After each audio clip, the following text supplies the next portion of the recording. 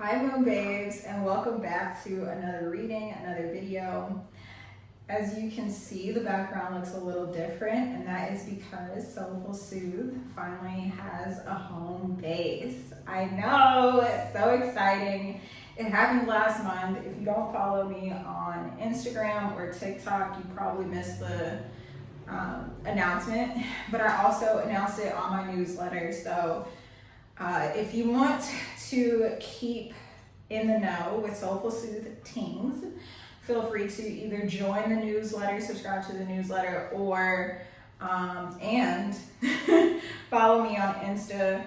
I am on TikTok and Patreon. I don't know if I've told you guys yet, or if I've done a video since I started Patreon, but a lot of new and amazing and exciting things happening for Soulful Soothe, and yeah, I can't wait to tell y'all more about the process of finding the right space, finding the right people to work with, all that shit. But today's reading is going to be an energetic check-in for the month of September, but specifically for this eclipse season that we're about to enter. So an eclipse happens when a light source or luminary in our cosmos is partially or fully hidden. So the first eclipse that we're going to have is on September 7th. It is a Pisces full moon, and it is a full lunar eclipse. The next eclipse we'll have is on the 21st, I believe. I'll double check and make sure that those dates are correctly, but the info should be at the bottom of the screen right now. Basically, the next new moon in Virgo that we have will be a total lunar eclipse. So yeah, there's a lot being eclipsed. And if you've never heard of eclipse season, or you don't really know what that means, basically that just means that, like I said, physically in our cosmos, a luminary is being partially or totally hidden. Now, what does that mean for us here on Earth? Here on Earth, that means that things are going a little bit haywire. The energy might feel a little chaotic, and because it is on the Pisces Virgo axis, there's this push and pull dynamic between wanting to be dreamy and lazy, and escapism is going to be really big. Like whether that's you going to the movies a lot or watching a bunch of TV if you don't normally do that sort of thing. But on the flip side of that, you might notice that you are desiring to tidy things up or dot your I's, cross your T's a little more. It really just depends on, I would personally look at your rising sign in your birth chart to see, exactly where this eclipse is going to fall in your own personal life. I would also look at the 6th and the 12th house. 6th house is Virgo. It talks about a lot of our daily habits, daily routines, as well as how we take care of our body, our temple. So working out, as well as like how we eat, doctor's appointments, things of that nature. And then the 12th house is ruled by Pisces energy, but more specifically the Neptunian energy. So this is going to be things regarding religion, the occult, and of course the occult just means anything that's not one of the Abrahamic faiths, or one of the more popular faiths that gets preferential treatment. There, I said it. But that house specifically relates to how you look at spirituality, whether or not you feel at home in a religion, things of that nature. So all of those things are going to be themes from an astrological standpoint. This is, my astrologer hat saying, I've studied the stars and this is what's in the stars. Now, because everybody is different, everybody has a birth chart, even if you have the same placements as someone, it's going to be very rare that y'all have the same degree. And so that adds a little bit of spiciness, adds a little bit of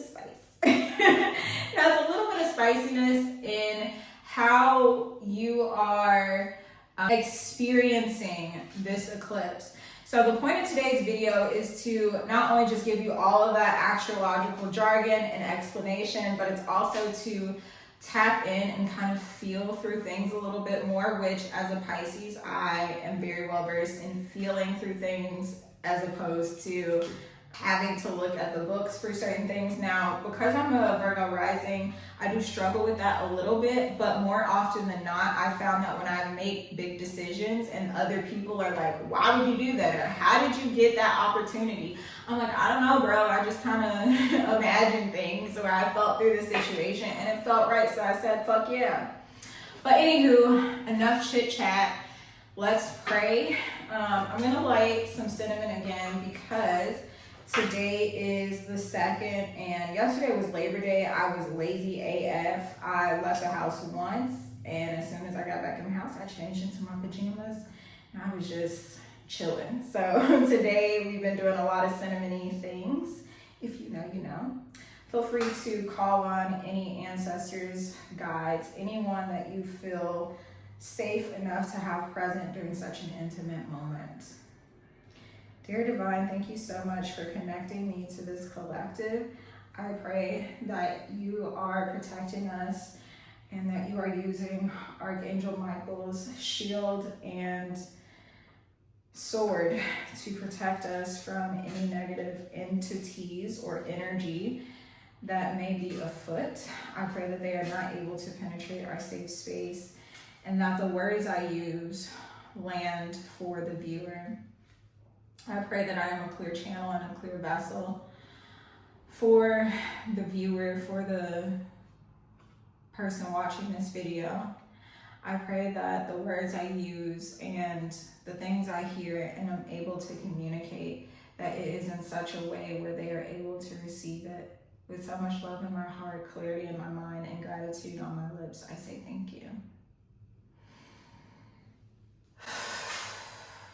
So intuitively, before I even look at the cards, I've pre-shuffled, but I've not looked to see what the cards are. I feel like this eclipse season is going to highlight communication for you.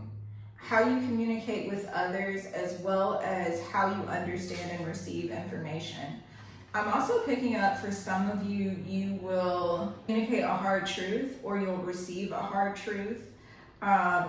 There's going to be this situation that highlights martyrdom for some of you. That's a very big theme with Pisces and Virgo people. Virgos tend to just give of themselves, and then they look up and they have nothing for themselves because they've given so much to other people and they don't have anything left. But instead of learning how to scale back, an unhealed Virgo energy might get resentful of the other person and become avoidantly attached. For Pisces, it's pretty much the same. Pisces energy can be very, very people pleasing. This is why they get along so well with Libra energy. But they also internalize it, and then they might retaliate towards that person or towards that situation before they did. Pisces energy has to have a get back. But okay, I don't want this video to be 11 minutes. So let's get these cards out and I will tell y'all. Okay, see, thank you, Spirit, for the confirmation right away. The first card we have out is heart-to-heart conversations. Honestly discuss your feelings with each other.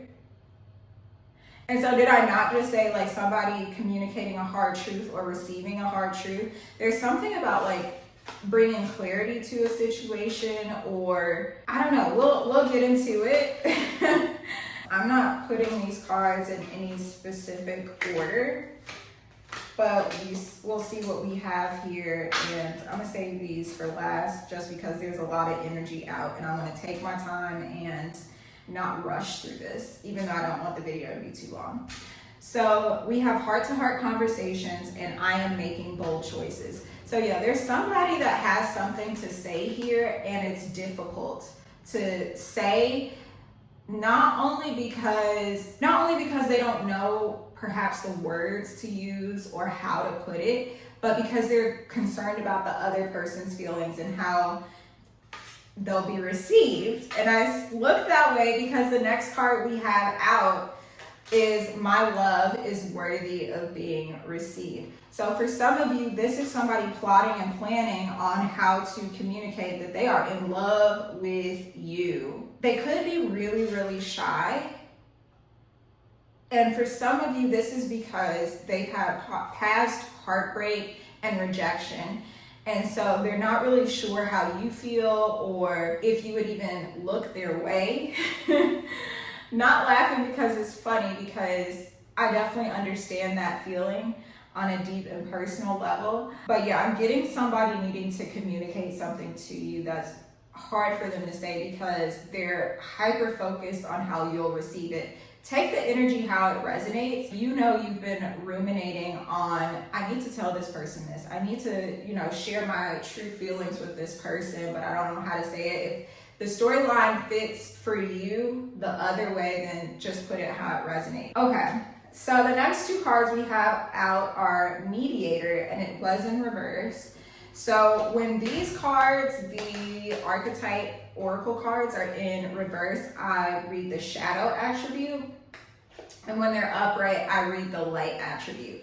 So to see Mediator and Femme Fatale together in this way feels really good for me. So Mediator in the shadow attribute says negotiating with an ulterior motive or hidden agenda, either personally or professionally. Okay, we'll get into that. And then light attribute highlights the erotic energy of the feminine, opens your heart when your dependency is rejected. So, this is really, really interesting energy to come out together. I feel like on the surface, it could be this person that I'm picking up that has this crush or romantic feelings, or if you're already with a person, like this desire to take things to the next level or go a little bit further. Like, for example, if this is two friends and they're just getting to know each other, this person is like, I want to be more than friends. If it's an established connection, you're exclusively dating or something to that effect, you've been courting, and now begins the conversations of, okay, let's get hitched, that type of vibe. I'm getting that whoever you have this conversation with, for one, there is not going to be a mediator. Like, there's not going to be a middle person, like somebody telling you, like, hey, so-and-so wants to have this conversation with you. They're going to either have to find a way to initiate that conversation, or it's going to instantaneously happen. I say instantaneous in the regard of like unexpectedly happening. I know this month Uranus goes retrograde, and Uranus is all about surprises and very futuristic things. So especially if this is in relation to a romantic conversation, this person is having foresight for like however long they want you in their life. Now, I don't know if anyone who like thinks in terms of like, oh, I'm gonna break up with this person in 10 years. So I'm not getting like a specific number of years or a specific amount of time. It's more so that this person can see going the distance with you, and they're ready to just throw caution to the wind and leave it up to the universe as to how long they have with you. The next two archetype cards that we have out are Mentor in reverse and Advocate. Mentor in reverse and Advocate. It's very interesting to me that we have all of these like third party cards. Now, I know in a lot of tarot readings online, when we hear the words third party, we're thinking in terms of like infidelity. But when I say third party on this channel, what I mean is just somebody that's outside of what you and this other person have going on. So I'm getting that this person is having this like come to Jesus moment with themselves of like how to muster the courage. Again, if you've been feeling this way about someone else, take the energy how it resonates. If this is you, this looks like you being like, okay, I know I can't talk to her sister and tell her to put in a good word for me, because like, how old are we? I really get the sense of like this person not wanting there to be a middleman because of privacy. Like, I'm picking up this sense of like somebody who really values their privacy, which is not surprising because Pisces and Virgo both love having their privacy. But I'll read the shadow attribute just in case there's another specific message that you need to hear. Inability to allow the student to move on to the role of master, imparting false instruction. So I hate to say it, but that could look like, especially if this is romantic, that could look like somebody who has a codependent relationship with their parents. I'm specifically getting mother energy, somebody who relies on their mom too much, somebody who like uses their mother as a guise or as a scapegoat for what they want to do. The other card we got out was Advocate, and it came in the upright. It says, inspires you to put compassion into action. I'm really picking up on this like romantic storyline of someone needing to come forth and tell you that they have feelings for you and they're not really sure like how you feel about them. They definitely see you in this femme fatale energy. It doesn't matter if this is a same-sex couple or a same-sex crush. Take the energy how it fits. I may say gendered pronouns just because it's easier for my brain to follow that way, especially when I'm like up in the clouds, but please don't take that to be me being exclusive by any means. Again, take the energy how it fits, how it resonates. So I made that face because after talking about Advocate inspires you to put compassion into action, we have number 35, Loyal Heart. So it did come out in the reverse. This whole reading, I'm not going to try to force it to this one storyline of someone having romantic feelings or even needing to bare their soul. I may get other storylines because the thing is, we don't just live our life in one avenue. What I mean by that is, even though we have, love readings and career readings, and I definitely do have readings like that on this page, but our life is not always going in one direction at once. So things could be happening in the romance department, and at the same time, things can be happening in the finance department. With Loyal Heart in reverse, number 35 reducing to 8, I'm seeing this eclipse season will highlight for some of you how you self-sabotage in the way or vis-a-vis in the vein of neglecting yourself so that you can be of service to others. And I don't really like saying it that way about being in service to others because it's not a service. You're actually doing a disservice to the planet when you neglect yourself to take care of other people. I hate to put it this way, but this is how it's coming through right now. We're born and we die alone. And that's not to say that you can't be nice to other people or you can't give of your time, your energy, your resources, your money. But when it comes to giving so much of yourself to other people that you don't have anything left to give yourself, that becomes a problem. Deep knowing. So for some of you, whatever comes up this eclipse season, oh wow. So deep knowing is 43, which reduces to 7. Loyal Heart was 35, which reduced to 8. So it's sequential, but in a countdown sort of sense. I feel like with me just noticing that and then looking at this deep knowing card, there's some sense of understanding about what's to come. Like you've had a premonition about this before. For some of you, this is definitely related to finance. Deep knowing. And then the next card is To the Sea, number 7. It did come in the reverse. So the two cards that came in the reverse here are To the Sea and Loyal Heart. So for some of you, you might be contemplating if making a move, like a physical move of home, is the right thing for you. Number 7 in our birth chart is the 7th house, so Libra. This could be related to work or love, long-term relationships. For some of you, you might be having to make a tough decision and having to balance love in general. Now, when I say love, I don't mean romantic love per se. I mean love in the sense of, am I loving myself with this decision or am I loving someone else? And there's no wrong answer to that question. there should only be an honest answer to that question. Let's look at some of the tarot. Okay, now I'm going to pull out those other cards that I set off to the side and see if we have any repeats. And then I'll wrap this up because I feel like it's been quite a long reading so far. Okay, right away we have 2 9s on the board. 2 of the worst 9s to have, actually. We have 9 of Swords and 9 of Wands. So for some of you, this deep knowing, for some of you, I'm getting that, yes, you are very intuitive, but you sometimes let your brain focus or hyper focus or fixate on, is this a premonition or is this my anxiety? What is this? There's something here that triggers this level of overthinking for you, and it's very difficult for you to like snap out of it. Spirit is asking for you to go within during this eclipse season and get to the root of it. Now, when I say that, I don't mean lock yourself in a room for a day and try to figure it out. I mean, start to slowly pay attention to how you're responding or what you're thinking at certain times.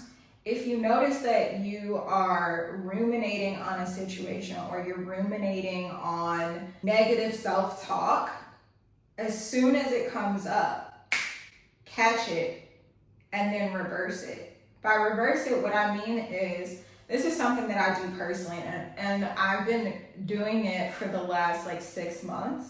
And when I tell you my life is just transforming in the most beautiful of ways, because I'm catching myself talk to myself in ways that I would never talk to my best friends, right? So I literally catch myself and I'm like, ooh, that was a negative thought, or ooh, that was not good. Cancel, clear, delete. That's something that I got from a therapist several years ago. But I take it a step further and I start to replace it with positivity. So if I'm thinking like, okay, let's say I'm stressing about my business and I'm like, oh my God, I haven't had a client in so long and this, that, and the third, like where are my new contracts coming in? Like, I don't know, like maybe I should go back to corporate America. Maybe I should go back to dancing. Maybe I should do this. Maybe I catch myself and I'm like, no, I can do all things through Christ who strengthens me. I've left this lifestyle behind. I've left those people behind. I don't need to do that. I can trust. I can have faith. I am capable. You see how I start to say things and like build myself up? Because the truth of the matter is the brain doesn't know what's different between, like the brain doesn't know the difference between you having a thought or experiencing the thing in real life. That's a neuroscientific fact. You can look that up yourself. So that's why I say it's important for you to catch yourself when you have that stinking thinking and replace it with something that's positive, because then you're recreating a more positive story. So your brain starts to loop on that. And when it comes to manifesting from a neurological standpoint, manifesting is really just tricking your brain. You are creating new neural pathways in your literal brain matter simply by choosing to have better thoughts. And I know I said I was going to wrap up and be really quick, but y'all know me, I can go on. But okay, so the next card we have out is the Star. This is Aquarius energy. Aquarius loves to look forward to the future. Aquarius loves also to make sure that everybody is good from a humanitarian standpoint. So the Star card itself is also about healing. Oh, we do have, okay. Sorry, y'all, I'm getting ahead of myself, but okay. The Star card is also about healing. And so for some of you, I'm seeing that you are healing this people-pleasing bullshit. You're putting that to the side. You are finally taking accountability and ownership and leadership of your own life. And instead of you using other people's problems as a scapegoat, like, oh, I had to move here because so-and-so needed me to do this, and I didn't have $10, but so-and-so told me they didn't have no groceries in the house, so I'll overdraft my account to make sure they had, like, nobody fucking cares about you giving of yourself to the point where you're depleted. Like, you sound like a loser, actually. Like, I hate to break it to you, like, you're not going to get a reward for neglecting yourself. At the end of the day, you're born and you die alone. So you got to make sure that you are straight, because self-preservation comes first. And speaking of self-preservation, that was one of my favorite aunt's favorite sayings, and she was a Sagittarius, and we have temperance in reverse. So Sagittarians also have that really, really bad of giving of themselves to other people, to other causes, and neglecting the self, neglecting their dreams, their aspirations, what it is that they desire. And in this card, you can see the angel. I'll put it upright so you can actually see it. But you see this angel tempering the two. So this card is also about magic. I love seeing the temperance and star cards together. But the magic that you're being asked to create in this moment during this season is magic for your damn self. You're being asked to pour your cup back into yourself, and instead of you focusing on celebrating others or supporting other people's wins or building other people's dreams, you're being asked, what do you dream about? What do you want? What do you desire for yourself? It's up to you to go get it. You sitting there being bent out of shape because so-and-so left you and you feel underappreciated. Okay, they went and they lived their life. You have to go live your life too. And I know that might come off a little harsh, but it's the truth. You don't get a prize at the end of life for putting everybody else in front of yourself. So 7 of Cups in reverse, 4 of Pentacles in reverse. This is you getting rid of bullshit stories and bullshit options. The 7 of Cups is about confusion and choices. And I'm being drawn back to one of the first cards we had out. I am making bold choices. 7 of Cups is like procrastinating energy of pretending like you have a lot of viable options, when if you were really honest with yourself, you would see, or if you would open your eyes and stop pretending that it's foggy and stormy and like you don't have any visibility. You have visibility. You have this deep knowing, right? So stop pretending like you don't know. The 7 options that you're considering, they're not all viable options. Usually in the 7 of Cups, there's this depiction of different things in each of the cups. And so in one cup, there's a snake. And then in another cup, there's a knife. And in another cup, there's, depending on what the artwork looks like, the level of bullshit that's in the cups is dependent on the deck creator, illustrator, whatever. And so when I see this card in this moment, after I just got done rapping about, self-preservation, and I see 7 of Cups in reverse with the 4 of Pentacles in reverse, this is you releasing the bullshit stories of you having to do anything else for anybody else outside of yourself first. This is you finally being like, okay, let me have an identity outside of what I can do for other people. Let me sit with myself and get to know myself better on a deeper level. This is you literally being free. And it's coming through harsh because perhaps you've been stuck in this victim mode of, well, I've stood by and I've clapped for so many other people, and I never get what I want. Or other people looking at you and being like, they've done so much for other people, but what have they done for themselves? Where are their accomplishments? And that's not to say that everyone needs to be ambitious or be career driven or anything like that. But again, take it where it fits, take it how it resonates. There's this need to free yourself by thinking outside of the box and really looking at what you've done from a standpoint of, why did I do that? Did I really go over there and support this girl's event because I'm genuinely interested in her services? Or did I want to support her so that she could support me back? And if she doesn't support me back in the specific way that I'm expecting, then now I'm upset. Now I feel unsupported. Now I'm resentful. You see the difference? We have the Wheel of Fortune in reverse and the Knight of Swords. For some of you, this eclipse season will feel heavy. This eclipse season might feel a little jarring.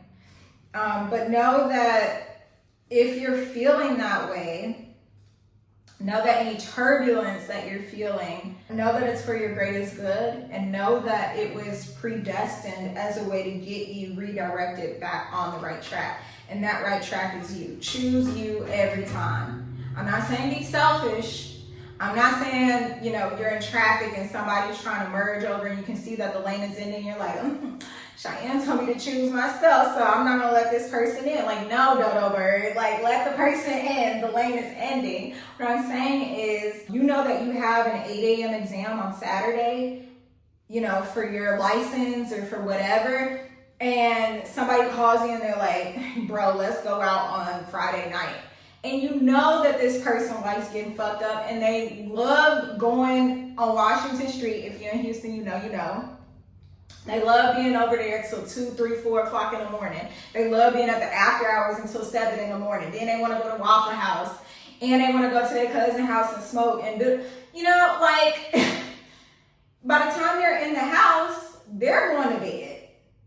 You would have to be brushing your teeth, washing your face, getting yourself together and making it all the way 45 minutes across town to take this exam. You see what I'm saying? There's a difference between you doing something genuinely because you love the person, you want to support them, versus you doing it because you feel obligated to do that thing to the point where you neglect yourself. And so Spirit is asking you to cut through the bullshit and to be very honest about that. For others of you, if you don't resonate with that energy, this is someone having a come to Jesus moment about you and about the fact that you've always chosen yourself and how they feel resentful that you chose yourself while they did not choose themselves. And so their life looks a lot different than yours, because I'm gonna clear the energy because it's starting to feel a little heavy. But yeah, this could be someone having this realization about you. I'm not saying that you need to do anything in terms of reaching out to them or trying to help them through this. Let them help the damn selves, okay? This reading took a very interesting turn because, we started out being all lovey-dovey, da-da-da-da. Overall, I'm seeing a lot of conversations being had and them being tough conversations for various reasons. Whether that's, like I said earlier, this person being overly concerned about how they'll be received, or they just have not really thought in these ways before. And so it's taking them quite a bit of time to articulate what it is that they're feeling or what they need to communicate. But there's this deep knowing that they need to communicate it. But that's what I'm seeing for this eclipse season. Overall, seeing us trucking through. About the space, to wrap things up and get things back on the lighter end. The space is called A Safe Space. It is housed by Amani, which I don't know if I've talked to y'all about Amani on this channel, but maybe that's a different story for a different video on a different day. I'm renting a room out of her space called A Safe Space. My brand is still Soulful Soothe. We just have our own little room in here. There's a yoga studio in the front. There's a full kitchen. I kind of want to host dinners and stuff like that. Like, I have a really cool idea for a goddess dinner. I piloted that with a friend this summer and she loved the concept. So I can't wait to bring that concept to y'all. Damn, next Tuesday, we're starting Tarot 101. That is my signature course where I teach you the specific associations of tarot cards. I don't talk about oracle cards at all. I just give you the tea on tarot, because tarot is, if we're taking it to church, tarot would be the canon, like the books that made it to the full version of the Bible, and oracle cards I would consider like the Gnostic Gospels, like the books that did not make it into the Bible. And so because those books didn't make it in the Bible, there's more controversy around them. In the same vein, with oracle cards, there's more leniency and they all look different. They all have different themes, right? Like, yeah, they may have similar shapes, but you know, this archetype deck focuses on archetypes and showing both the shadow and light attributes. And this deck is more, esoteric in the symbolism. There's a lot that you can read off of these cards. There's also like specific definitions in like a guidebook. But that starts next Tuesday. We still have space if you're in the area and you'd like to join. That is open to everyone, regardless of gender. I just don't want to have men in this space while I'm here by myself for safety reasons. If you're a man and you want a reading in person, you'll have to wait until I'm gonna pop up. That's what I have to say. I can't think of any more announcements or things that y'all need to know in this moment, but I hope that this eclipse season treats you well. I hope that giving you this insight ahead of time helps you to prepare and helps you breathe a little bit easier through the season. Until the next time, you know exactly where to find me. I love you so much. Ciao.